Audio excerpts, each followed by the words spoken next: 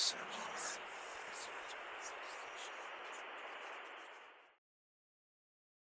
Staircase by McCaffery. This world was not the world that I knew.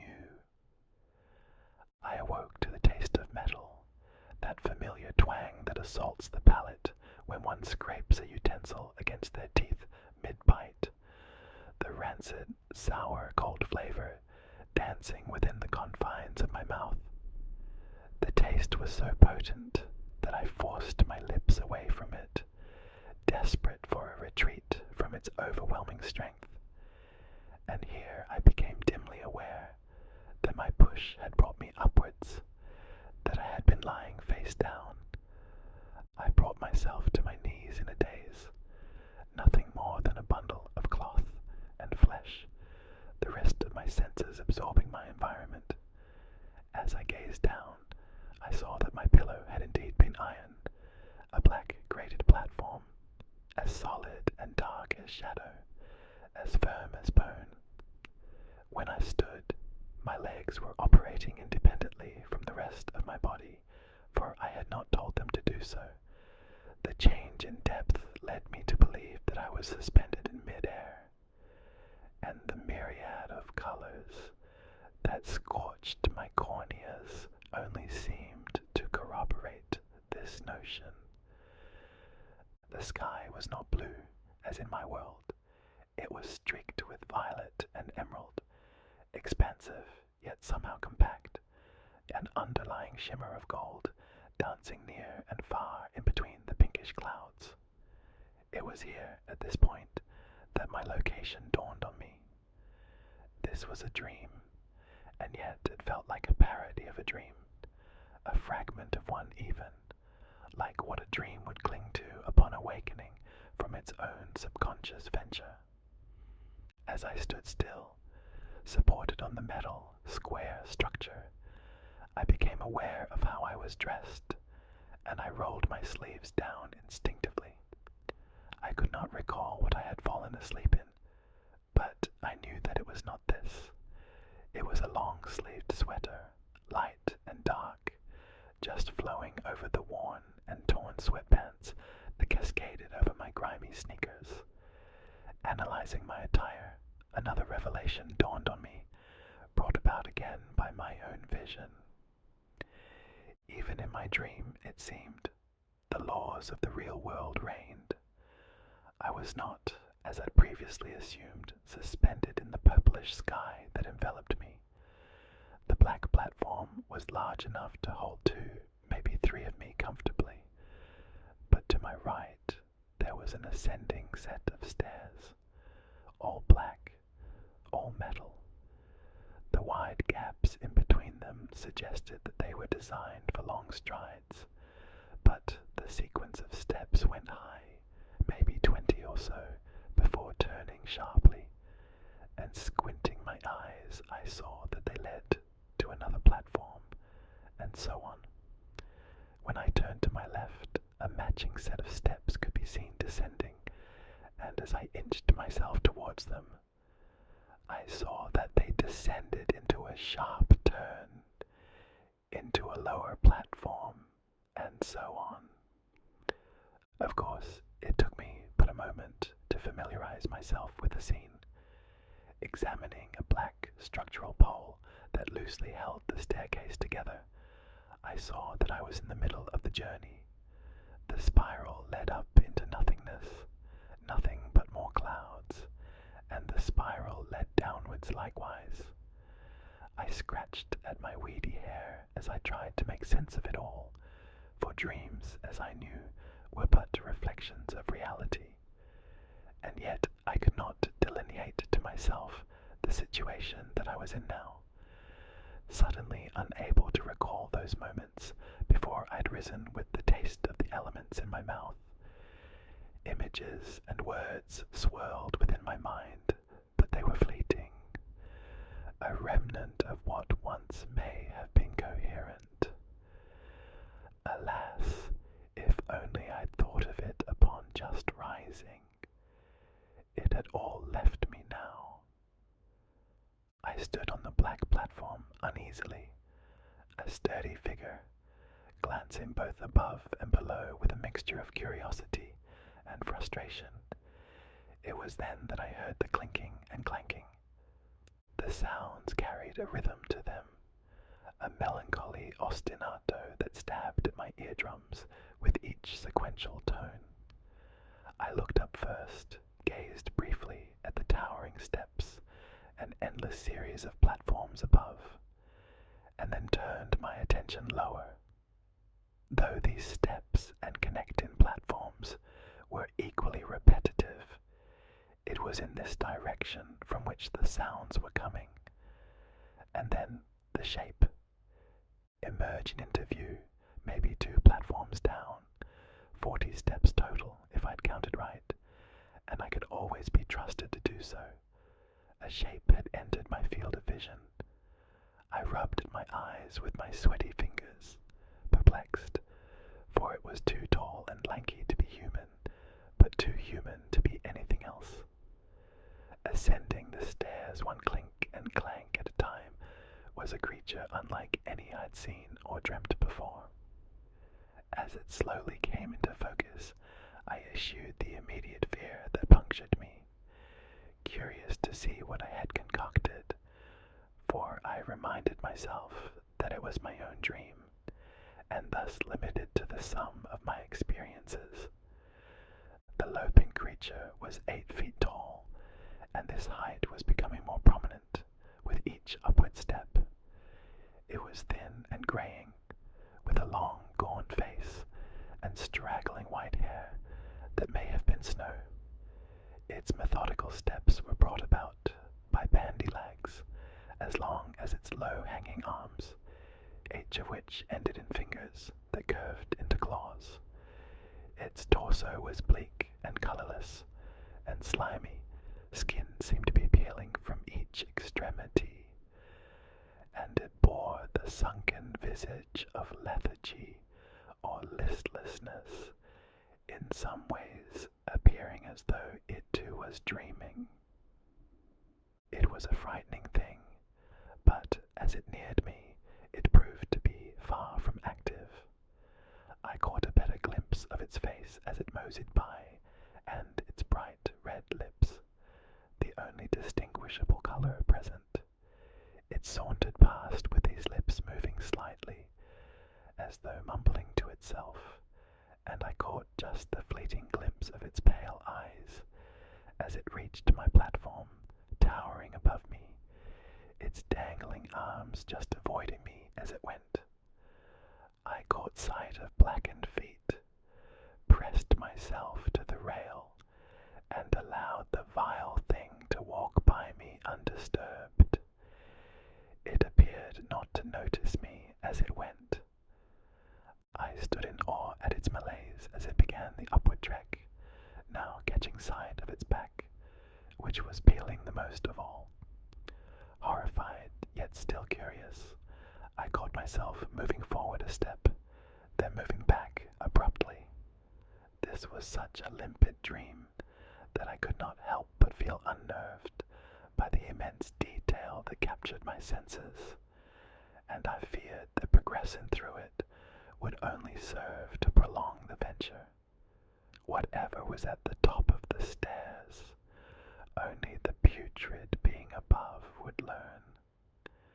I resigned myself to await my awakening. The metronome of the monster's steps lulled me back into equanimity. Clink, clank, clink, clank. As its steps faded away above me, the sight of it disappearing from view completely, I delved once more into the confines of my memory, saddened by what little I was able to recover. What had I been doing before my slumber? I felt as though a lifetime of events was swirling about my consciousness, and though invisible, I was still able to glimpse them with only the fiercest of concentration, only to let them loose from my grasp again. But they were wrought with emotion. Yes, I could not see what had precluded this trek in into the corridors of my mind, or smell, or hear, or taste, but I could feel it.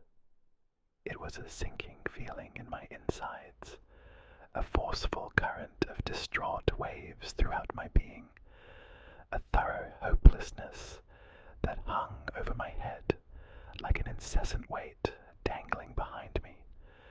But for the life of me, I could not pinpoint what I'd lost hope in. All manner of experience was wiped from my memories, yet the emotions that gave them substance remained. It was that odd sensation of knowing something without quite knowing why or how I knew it, or why it was important to be known. Clink, clank, clink, clank. The wretched noise had surfaced again, and this time I looked up, batting away the writhing in my throat, intrigued as to what would send the creature back down. But the music was not from above. I gazed over the rail once more, down at the metallic stairs and the platforms below, and saw another shape emerge. I awaited the abomination in silence, somewhat eager to see what my imagination was to bring me this time, for I hardly thought that it could be as grotesque as what had greeted me already. It came into view with the same saunter as the previous incarnation, and here I saw that it was another of the same sort, identical to before. The creature climbed slowly, clink, clank, and as it approached me this time, I studied it carefully, determined to learn more of whatever group of beings was marching to the top of the staircase. I allowed myself to examine this one in a more scrupulous manner, more attentive now to the characteristics that I would assume specific to whatever these things were. Its feet were also black, but upon further investigation, I saw this to be the product of some terrible accident, for it appeared to have once worn shoes, now melded into its scaly flesh. I gazed upon the arms more closely now as well, and saw wounds upon them, carved divots and minute holes of a most peculiar fashion. And this one too had the wispy hair, and dead eyes, and the rosy moving lips. A certain chill passed over me as it went by, in the same fashion as its predecessor, the clinking and clanking irking me greatly as it too ascended beyond me. I stood watching, now moving around my platform, somewhat cautiously, head turned skyward to watch its laborious climb. This one also disappeared from sight slowly, the notes of its march dying off into the pink and green clouds. I stood thoroughly bewildered, wondering as to why this dream was carrying on in such a tedious fashion. This machination of my mind was worse than any before it, I was sure, though, of course, these instances eluded me completely, and I found myself growing frustrated now, not at all pleased with my lack of control over the situation, and more so, my inability to recount my doings prior. I wanted to awaken. I was aware that I was dreaming, and I wanted to awake at that very instant, to dream a different dream, a dream that allowed me to remember who I was. It was after several long moments that the clinking and clanking returned, almost mockingly, though I was certain that this perception was of my own device, for it was unchanged from before. I knew to look down first this time, and finally was not disappointed, for my prediction proved astoundingly correct. A third being was climbing in the same vein as the previous two, and this time I actually rushed down to meet it halfway, my steps too long at first, requiring adjustment to the placement of the metal steps. I met it in between two platforms, at the midway point of the stairs, and when I gazed upon it, I saw first the markings in its arms, and the disfigurement of its feet, and I knew that my dream had played a mere trick that only dreams could. It was the same beast as before. It had ascended to me twice now, no, 3 times, in the same manner each time, exiting my view above and returning to my view from below, possible only in a place where the word had no merit. It again moved by me, the climber, its gaze completely forward, each step a tired clunk of an echo. I did not fear it now, I realized, for any and all semblances of reality had diminished for me, and I knew that here it could do me no true harm. So I walked with it, by its side, a little ahead, given my more lively gait, up to my original platform, and then I walked with it a bit further, still soaking in its bizarre appearance, up to even the next platform, and then I engaged it. "What are you?" I asked it. The climber said nothing, or at least nothing to me. It continued to mumble to itself, however. "Excuse me," I said, a little forcefully, and yes, I actually did this, for as aforementioned, I carried no fear with me now, grabbed at its slimy shoulder to hold it. I did not impede its movement, though it did acknowledge me as my fingers slipped from its greasy form, turning its head down to me for a fraction of a second before turning back, still mumbling, never breaking stride. "What are you?" I asked again, and when it failed to answer me, I went a different route. "Who are you?" I asked. The climber did not look at me, nor did it stop its pace at all, though it did speak. "I am Ego," it said. Its voice was not as I'd anticipated, not raspy or airy or coarse, but possessing a cold, stannic quality, somehow both nonchalant and determined all at once. "Ego," I repeated, and I made to introduce myself, though my own name escaped me at the moment. "Where are we, Ego?" The climber offered me no reply, only resuming its mumbling, and I was so close to it now that I could enumerate 5 sluggish syllables from its pitiful mouth, though I could not identify them. Restless and feeling almost offended by its lack of support, I changed my question once more. "Where are we going?" I asked it. "To the top," replied the climber, who called himself Ego. I now threw my hands up in anger, though who I was angry with I did not know. My dream had offered me only this one companion to aid in escaping it, and he was proving to be utterly useless, though it was a familiar useless, and even I didn't understand this most unique of sympathies. "Why are you going to the top?" I asked. This time I was given nothing.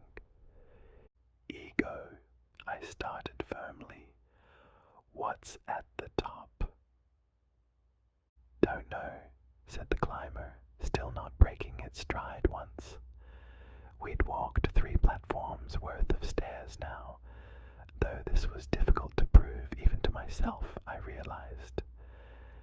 "Then why are you going there?" I asked. "Don't know," the climber replied, and at this my indignation surfaced fully. Faster than the creature, I raced ahead of it, making my own music, this music more vibrant and emboldened. I gazed back only once at the climber, who did not deviate in the slightest from his pattern of walking, and ran 2 steps at a time, turning sharply at each platform, higher and higher, until Ego's dull clunking was gone completely, replaced fully by my own torrid modes of ascension. I climbed higher and higher and realized that it felt good to be going somewhere, even if it was only in a dream. I climbed and I climbed, and when I turned yet another platform, I saw a figure walking ahead of me, slowly, methodically, clinking and clanking. "Ego?" I asked, almost breathless, and I now slowed my pace down to match the climber's own. I walked by its side, took in its facade, and saw that it was indeed the same creature as before, the creature that I'd left behind, now ahead of me. For the first time since entering the dream, I felt panic, though it was a slow, dawning panic that crept into my thoughts at sporadic intervals rather than bombarding me all at once. "Ego?" I asked again, with some level of trepidation, as I looked at it from the side. "Ego, why can't we reach the top?"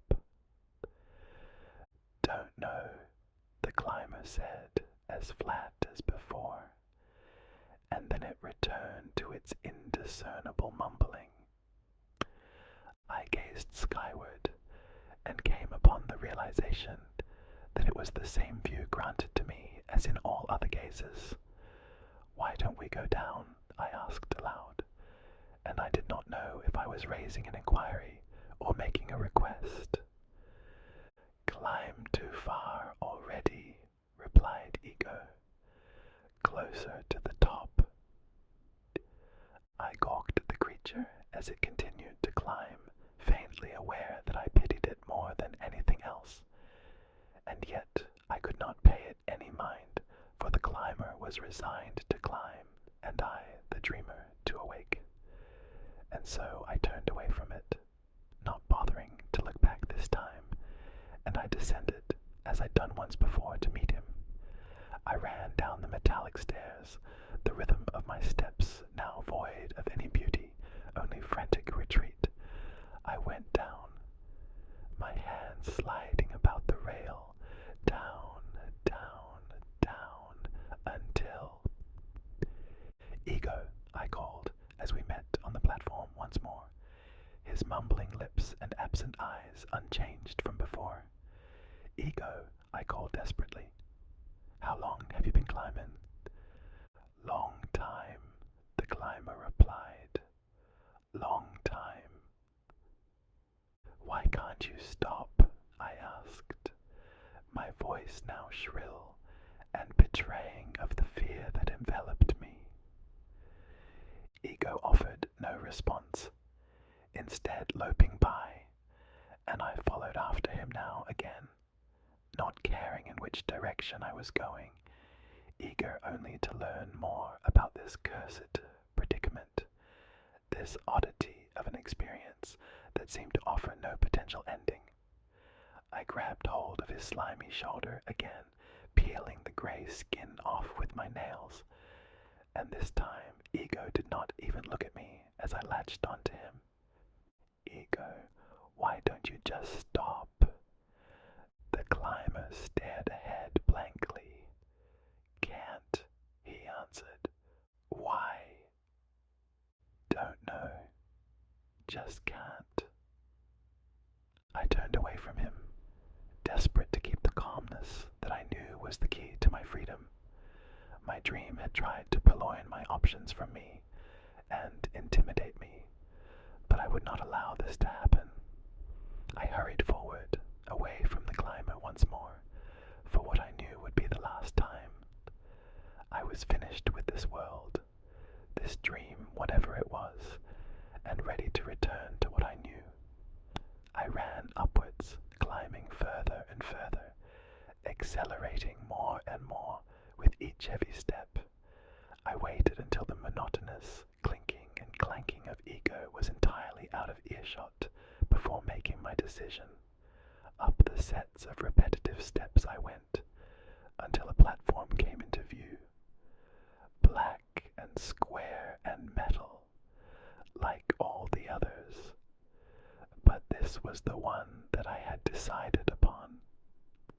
I was leaving now.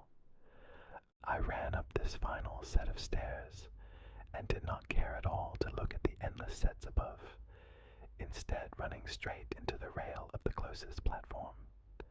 I lunged, leapt over the secure bars of iron and into the sky, and I felt free as I danced through the clouds, dancing to the lack of music, a beautiful flurry of movements that accompanied me as I fell down through the colors that I realized now were not so strange after all, for I could scarcely remember them any other way. I closed my eyes in anticipation for the moment that would come, that had to come, that needed to come. I landed, and my feet buckled beneath me. I didn't even need to open my eyes to see the ominous truth, though I did so anyway. I was on a black grate of a platform, and as I pulled myself up the rail, I understood that I had failed. I had landed back on the staircase. Clink, clank, clink, clank. I struggled to a firm, upright position. The fear that had bubbled up inside of me prior to my hurdle now slowly transitioning to a deep, unrelenting sadness.